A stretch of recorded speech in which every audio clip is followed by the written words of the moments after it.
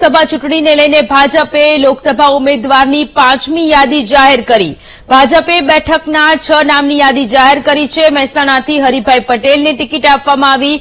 સુરેન્દ્રનગરથી ચંદુભાઈ શિહોરાને નામની પસંદગી કરવામાં આવી। જૂનાગઢ બેઠક પરથી રાજેશ ચુડાસમાને રિપીટ કરવામાં આવ્યા છે। તો અમરેલીથી નારાયણ કાછડિયાનું પત્તું કપાયું અને ભરત સુતરિયાની પસંદગી કરવામાં આવી છે। તો બહુચર્ચિત વડોદરા બેઠક પરથી રંજનબેન ભટ્ટે નામ પરત ખેંચતા ડોક્ટર હેમાંગ જોશીના નામની પસંદગી કરવામાં આવી।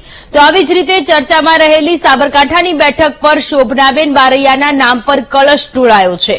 જે સીટ પર પહેલા ભીખાજી ઠાકોરનું નામ નક્કી થયું હતું, પરંતુ તેમણે ઉમેદવારી પરત ખેંચી હતી। તો આખું ચિત્ર હવે સ્પષ્ટ થઈ ગયું છે। ભાજપે યાદી જાહેર કરી।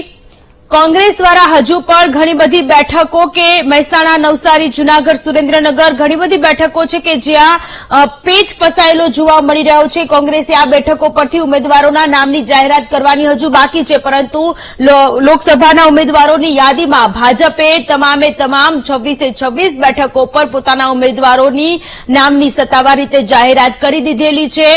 2 બેઠક છેલ્લા ઘણા સમયથી ચર્ચામાં હતી। એક બેઠક કે જે સાબરકાંઠાની બેઠક કે જેમાં જે ઉમેદવારનું નામ જાહેર કરવામાં આવ્યું હતું ભીખાજી ઠાકોર કે તેમણે ઉમેદવારી પરત ખેંચી નવા નામની જાહેરાત કરવામાં આવી। આવી જ એક બેઠક વડોદરાની પણ વડોદરામાં રંજનબેન ભટ્ટે ઉમેદવારી પરત ખેંચતા નવા નામની જાહેરાત।